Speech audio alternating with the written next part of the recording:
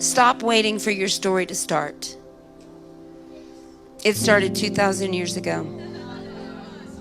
Step in and finish your story with Jesus.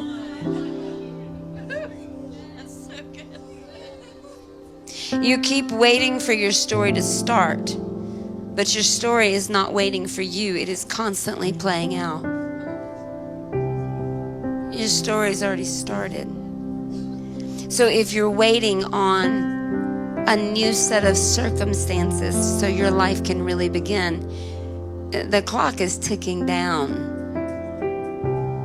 Your life is going on, and you might be in denial and waiting for a new job, a marriage, a better marriage, children, a new car, a new job, a new church.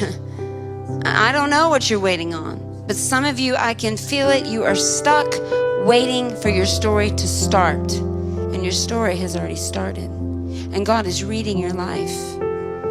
And you might think, when I get where I need to be, when I'm delivered enough, when I'm healed enough, when I'm free enough, when I'm recognized enough, when I have enough followers on Instagram, I don't know what you're waiting on.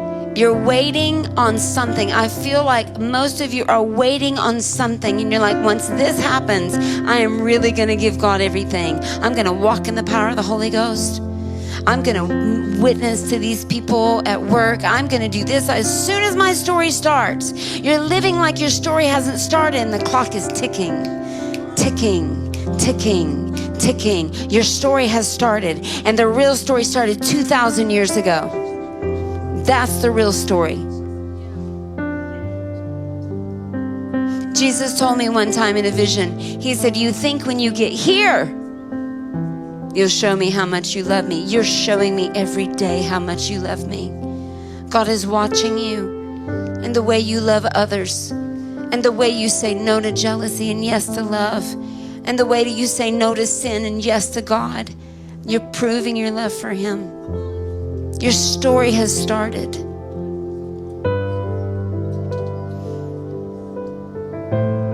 You keep waiting for your story to start, but it is not waiting for you. It is constantly playing out. This is it. This is your story. This is you either running the race with Jesus or not. This is you right now where you are. This is you either running the race with Jesus or not. What's happening in your life right now, that's what's going to be played out at Judgment Day. He's not waiting with you 5 years in the future when you finally feel like you've gotten it together, and then your life will start, and that's what he's going to judge you on. No, your story has started.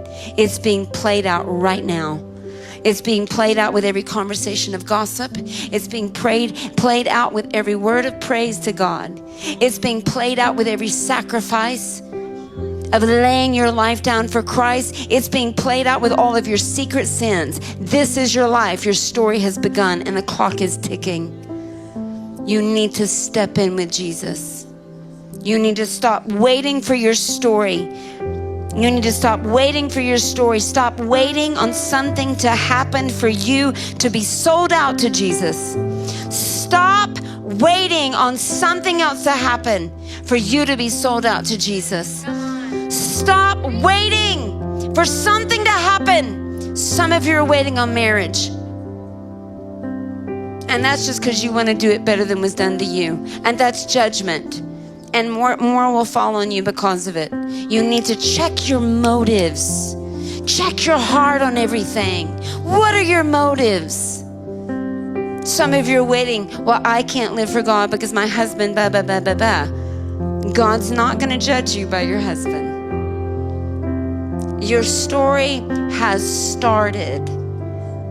Are you running with the race with Jesus? Are you waiting on something else to happen so you can fully surrender your life to him? What you needed for your story to start happened 2,000 years ago. Jesus Christ is the ultimate love story. He came from heaven. He lived a sinless, spotless life. He came because you were so loved by God the Father. He came and did what you could not do. He lived without sin for you. He went through everything that you'll ever go through, every temptation, every pain you've ever felt. He not only went through it, he absorbed it. He took all the curses on himself. He himself became a curse. He hung on the tree. He took all the stripes. He was whipped for your healing. Sometimes I have this vision of Jesus. I don't know. It's just what I see sometimes. Because we know something happened in the garden to make him sweat great drops of blood. Extreme. For that to happen to a human, it's possible, but it's extreme anxiety. Something caused him to sweat great drops of blood. And something made him say, "Not my will, but thy will be done." He asked if the cup could pass from him.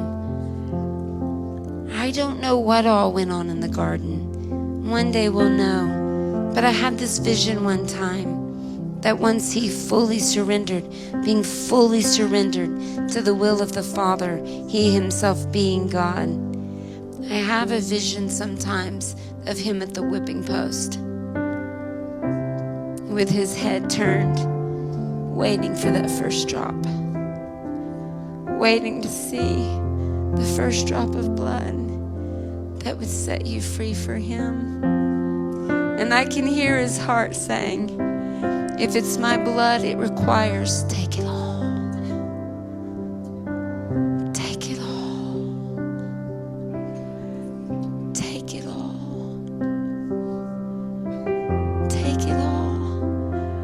I can just see him no longer braced for the pain, but excited for the blood. The blood that it took to save us. He loves you. He willingly gave up his blood for you. And we'll find out one day if it's true, but that picture is burned into my mind of Jesus at the whipping post, not bracing for the pain, but expectantly looking for the first drop that would make you his, that would win his bride. If it takes my blood, take it all.